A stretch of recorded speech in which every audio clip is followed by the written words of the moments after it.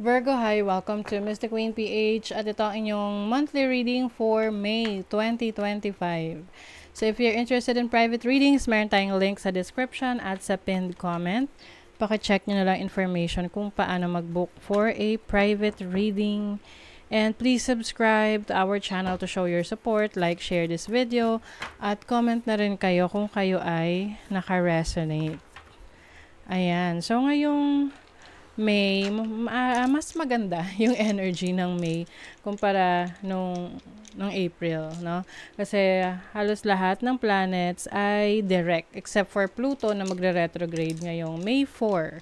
So, hanapin nyo kung ano yung sign ninyo ng nasaan yung Aquarius ninyo sa inyong natal chart, no? Para dun sa mga may alam na sa astrology. This is about rethinking, reassessing yung mga bagay na kailangan mo nang i-let go sa buhay mo para may magbago na talaga. 'Di ba? Kasi sabi nga nila, walang magbabago kung wala kang babaguhin. Okay, so Virgo, let's see the energies for you.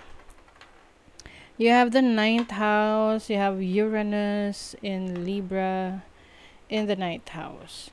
So, yung iba sa inyo, maaring meron kayong bagong i-explore sa buhay. So, pwedeng this is literal na exploration na pagta-travel, going to different places. Or maaring ngayong May merong unexpected na paglalakbay. Oo, pwedeng abroad or pupunta kayo sa isang lugar that you've never been before na hindi mo inaasahan kasi wala siya sa plano nyo. Oo. And I think sa una parang hindi ka sure kung i-take mo yan. But, you know, it's time to have fun, enjoy life, no? So, kung andyan na yung opportunity sa'yo, bakit iiwasan mo pa, 'di ba? So, explore. Yung iba naman, this can be a new knowledge na gusto mong i-master, gusto mo pang pag-aralan, kahit ano, no? Maaring meron kang i-upskill, no? Kung ano yung current na skills mo, syempre nagbabago ang mundo. Nag-i-improve ang technology, so maaring meron kang i-upgrade sa mga kaalaman mo. You have Inghwas. This is about your sexuality. This is about your inner growth. So I think, no, meron ka ngayong concern about yourself kung in totality hindi lang to basta-basta practicing self-love, self-care. This is also about yung understanding kung ano yung talagang needs mo para sa sarili mo to become a better version of yourself. And number 1 is yung pagtanggap mo sa sarili mo kung sino ka talaga. 'Di ba? It doesn't matter kung may kinalaman to sa sexual orientation ninyo or kung ano man yung mga bagay na humahad lang sa inyo para ma-express nyo yung sarili nyo. It's about being true to yourself. Kasi maaring yan yung nagbibigay sa'yo ng limitation Now this is about limitations. May mga bagay kang kailangang ma-realize sa sarili mo na, ito pala yung naglilimita sa akin from achieving my goal. So, example na lang, gusto mong maging sikat na content creator, pero nahihiya ka. So, ano yung naglilimit sa'yo? Yung nahihiya ka, 'di ba? So, you do something about it para mas maging confident ka sa sarili mo. At isipin mo na, hindi pong wala tayong pakialam sa sasabihin ng iba. Because what other people think about us is none of our business, 'di ba? Kung ano man yung tingin nila sa atin, sa kanila 'yon, perspective nila 'yon. 'Di ba? Ang importante, alam mo, kilala mo yung sarili mo. At hindi ka magpapa-apekto sa opinion ng iba tungkol sa iyo. Okay? At dahil doon, you will gain happiness. Mas magiging madali para sa iyo na ma-enjoy yung mga bagay-bagay sa buhay mo, no? With Wu New energy. This is about pleasure, joy. So, I think you are coming out of your comfort zone, 'di ba? Through exploration, pwedeng unexpected to, pwedeng merong eureka moment sa buhay mo na, ito pala kailangan kong gawin, or na-inspire ka sa isang tao na nakita mo na nagpakatotoo siya sa sarili niya at dun mo na-realize na, yun pala yung kulang, na kailangan pala mas maging authentic. 'di ba? Inspiration. So, you will have this inspiration na kung saan ito yung magbo-boost sa'yo na kailangan ko na tong gawin, kailangan ko nang i-explore ito, whatever this can be yung mga plano mo for your career, new source of income, even relationships, no? Or mismong tiwala mo sa sarili mo. You have justice, which is bringing balance into your life. So, this is also karma. Kung ano man yung binibigay mo, yun din yung matatanggap mo. You also have good cheer. So, some of you, merong mga taong sumusuporta sa trip mo sa buhay and people that, they believe in you, naniniwala sa iyong kakayanan.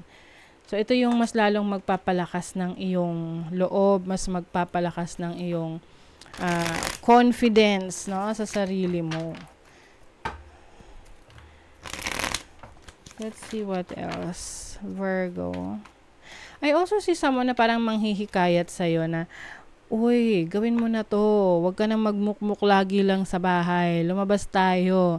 Let's go out, have fun. Ganon. Kasi minsan, yung feeling itself na nag-enjoy ka, you're doing the things that you really love, iba yung, meron tong chemical reaction sa katawan natin. It gives us this energy boost, this dopamine energy na parang you become you feel like you're on top of the world, 'di ba? So you will gain a lot of confidence dahil doon.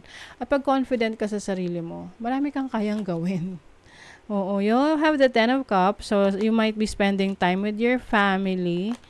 You have the 3 of Swords, the Tower. Okay, some of you may be cutting off connections sa isang malapit na tao sa buhay mo. This is how you're going to protect your peace, how you're going to protect your energy.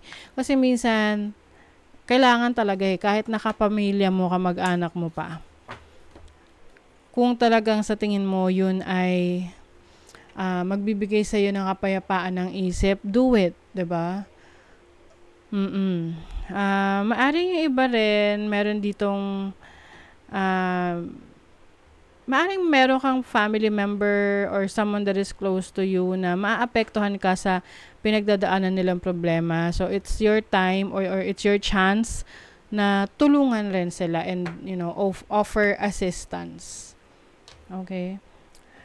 Let's see what else. Yung iba rin, you're going to be more, parang meron kang aalagaan. Can be a family member na merong challenge sa kalusugan. And also, kailangan din take care of your health. Kung ano yung mga kailangan asikasuhin mo na. If you have health concerns.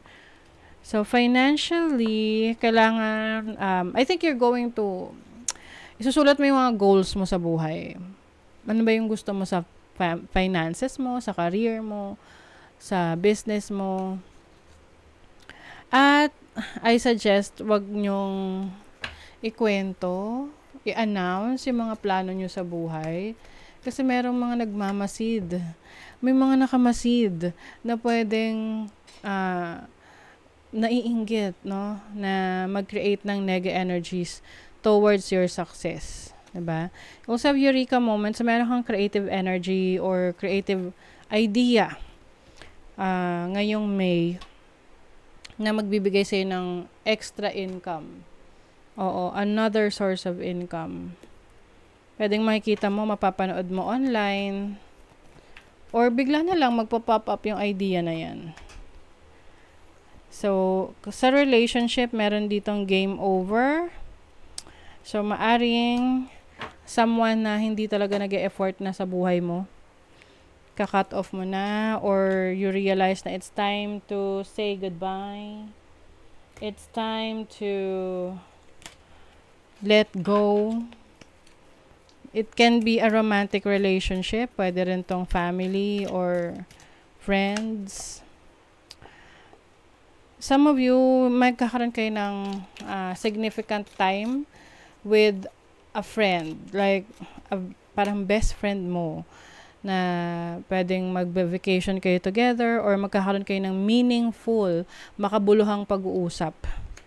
plenty of material things, yung mga needs mo, needs are all met. Meron ding celebration. Diba? Sabi dito, increase your efforts if you want to achieve your goals. Yes, mas maraming effort ang kailangan para ma-achieve mo yung goals mo. At ito ay magiging rewarding para sa'yo. So, at least this is worth it. Things will not always be this way. A change is coming. Merong pagbabago. This is pagbabago for the better that will lead you to a major transformation, like endings and new beginnings. Okay, so that is your reading, Virgo. Thank you so much. See you again.